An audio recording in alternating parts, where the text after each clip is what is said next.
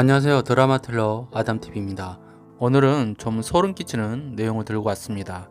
나유교가 주단태가 아니었어도 꼭 죽을 수밖에 없었던 꽤 충격적인 진짜 이유를 알려드리겠습니다. 단 해당 내용은 개인적인 리피셜이기 때문에 본방송에서는 내용이 전혀 다르게 나올 수 있으니 이해 부탁드립니다. 알다시피 나유교는 시즌1 20회에서 주단태에게 무참히 살해당했습니다. 그런데 왜 나유교는 심수련 대신 그때 나타나서 스스로 죽음을 자초한 것일까요? 물론 여기에 대한 이유는 시즌2 12회에서 나왔습니다. 당시 나유교는 떠나기 전 마지막으로 석경이와 석훈이를 보려고 심수련 대신 헤라펠리스 100층에 올라간 것이었으니까요. 그런데 나유교가 이날 죽을 수밖에 없었던 이유는 또 하나 있었습니다. 그럼 시즌1 16회로 가보겠습니다. 주단태가 오윤희를 만나고 있을 때 로건이와 심수련은 주단태 금고에 들어갔다가 쌍둥이 친모호 사진을 발견합니다. 하지만 이때는 쌍둥이 친모호 뒷모습만 찍혀 있었기 때문에 심수련은 나유교 얼굴을 볼 수가 없었죠. 그저 나비 문신을 하고 있다는 정도만 알게 된 게 전부였습니다. 그런데 이때 공개된 사진 때문에 많은 추측이 오갔습니다. 뒷모습만 놓고 보면 절대 배우 이지아의 뒷모습은 아니었기 때문이죠. 그래서 양집사다, 강말이다 이런저런 말들이 오갔지만 나중에 알고 보니 그냥 대역 배우가 찍은 사진이었죠. 자, 그렇다면 우리 이 시점에서 김신욱 작가의 의도가 갑자기 바뀌었다는 것을 알 수 있습니다. 만약 처음부터 배우 이지아가 나혜교 역할까지 맡으려고 했다면 이지아 뒷모습을 찍는 게 맞았을 테니까요. 다시 시즌1 19회로 가보겠습니다. 로건이는 구호등으로 변장 후 또다시 주단태 금고에 들어갑니다. 이때 로건이는 또 우연히 나혜교 사진을 한 장 발견하게 되죠. 주단태 성격이라면 분명 나혜교 사진을 그곳에 둘 리가 없었는데 말입니다. 아마도 이때 김순옥 작가는 나혜교 역할을 배우 이지아가 연기하는 걸로 결정했던 것 같습니다. 그래서 20회에서 짜잔 하고 심수련과 매우 닮은 나혜교 사진을 오픈한 것이죠. 이때부터 나유교와 심수련 쌍둥이설이 급격하게 퍼졌습니다.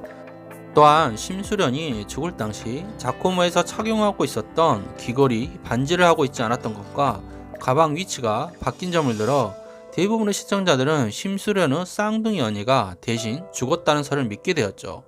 그래서였을까요? 김수록 작가는 너무 뻔하게 들통난 쌍둥이 설에 대한 식상함을 피하기 위해 좀 더 위험한 설정을 집어넣습니다. 그럼 이번에는 시즌2 6회로 가보겠습니다. 헤라펠리스 100층 문이 열리고 나유교가 등장합니다. 그런데 잘 지냈어? 오랜만이다 주단태? 라고 인사하는 나유교 표정을 보니 누가 봐도 심수련이었죠. 특히 7회에서는 아예 대놓고 나유교가 표정 연기로 심수련이라는 걸 표시하죠. 또한 9회에서는 샤워를 하던 도중 나비 문신까지 지워지게 됩니다. 이후 시청자들은 더욱더 두 사람이 쌍둥이라는 걸 믿게 됩니다. 또한 그날 죽은 사람은 심수련이 아닌 나유교였다는 사실도 알게 되죠. 그런데 12회 심수련 회상신에서 이상한 일이 벌어집니다. 이날 심수련은 자신을 복사해 놓은 것처럼 정말 똑같은 나유교를 만났지만 그리 놀라지도 않았죠. 나유교는 처음부터 심수련이 자신과 닮았다는 것을 알았으니 그럴 수도 있지만 나유교를 처음 본 심수련을 담담한 행동은 정말 의외였습니다. 그리고 이때 두 사람의 관계가 밝혀질 줄 알았는데 그것도 아니었습니다. 나혜교와 심수련은 쌍둥이가 아니었으니까요. 특히 나혜교는 심수련에게 너랑 닮았다는 이유로 처음으로 사람 대접 받아봤다는 말을 하며 아예 두 사람이 자매 관계가 아님을 못 박아버리기까지 했죠. 심수련 역시 나혜교에게 다른 사람 흉내내면서 남들 속이고 돈 버니까 행복하냐며 핀잔을 주기도 했고요. 그렇다면 나혜교가 성형을 했다는 소리일까요? 아닙니다. 나혜교는 성형을 하지 않았죠. 이 진실을 밝히기 위해 펜트하우스 시즌2 마지막 회로 가보겠습니다. 나혜교 살인 혐의로 경찰에 붙잡힌 주단태는 정도만과 심수련 그리고 로건리까지 차례대로 자신을 찾아 염장을 지르고 가자 나혜교 생각에 멘탈이 무너지기 시작하죠. 그리고 25년 전 나혜교와 있었던 일을 회상합니다. 그런데 놀랍게도 이때도 나혜교의 얼굴은 심수련과 똑같이 생겼었다는 것이죠. 그래서 나혜교는 주단태가 자신과 심수련을 구분하지 못할까봐 일부러 등에 나비 문신을 새겨 넣었던 것이고요. 결국 나혜교는 태어날 때부터 심수련과 똑같은 얼굴을 가지고 태어난 그런 사람이었습니다. 이 때문에 이런 말도 안 되는 설정에 시청자들도 멘붕이 올 수밖에 없었죠. 물론 시즌3가 남아있기 때문에 갑자기 두 사람의 어린 시절이 오픈되면서 쌍둥이 자매라는 설정이 훅 들어올 수도 있습니다. 하지만 지금까지 밝혀진 여러 정황을 놓고 보면 두 사람이 쌍둥이라고 하기에는 너무 무리수가 많습니다.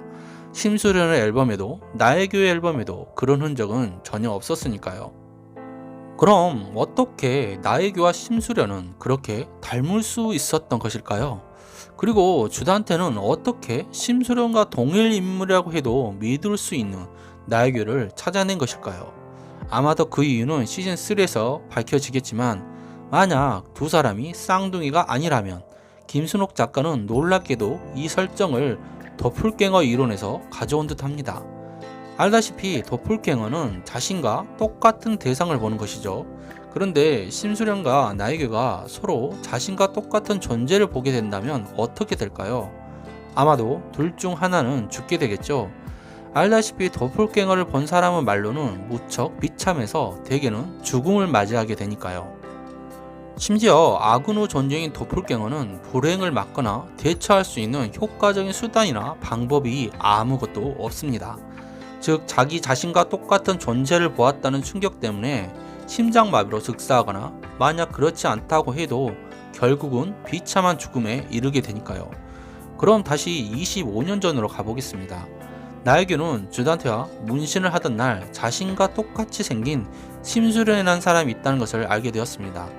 그리고 5년 뒤 심수련인 척 연기를 하며 정두만 대표에게 접근까지 했죠.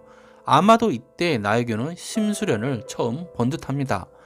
이 때문에 시즌2 12에서 심수련과 마주쳤을 때 당황하지 않고 계속 봤던 사람처럼 단담했던 것이죠.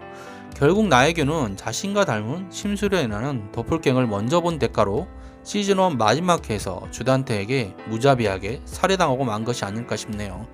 즉 나에게의 운명이 도플갱어 이론을 그대로 따라가고 있었던 것이죠. 결과적으로 김순옥 작가는 죽었던 심수련이 점찍고 돌아오거나 식상한 쌍둥이 설정이 아닌 도플갱어 설정으로 좀 더 신선한 충격을 시청자에게 주고 싶었던 게 아닐까 싶습니다. 그런데 그거 아시나요? 도플갱어는 둘 중 누군가가 죽는다면 남은 한 사람은 오랫동안 죽지 않는다는 사실 말이죠. 참고로 게트는 21세 때 도플갱어를 보았지만 도플갱어가 먼저 죽은 탓인지 그 후로 83세가 될 때까지 장수를 누렸다고 합니다. 즉 심수련만큼은 시즌3에서 절대 죽지 않는다는 것이죠. 오늘 준비한 내용은 여기까지입니다. 구독과 좋아요 부탁드리며 제 생각과 달리 여러분의 생각은 어떨지 많은 의견 남겨주세요. 시청해주셔서 감사합니다.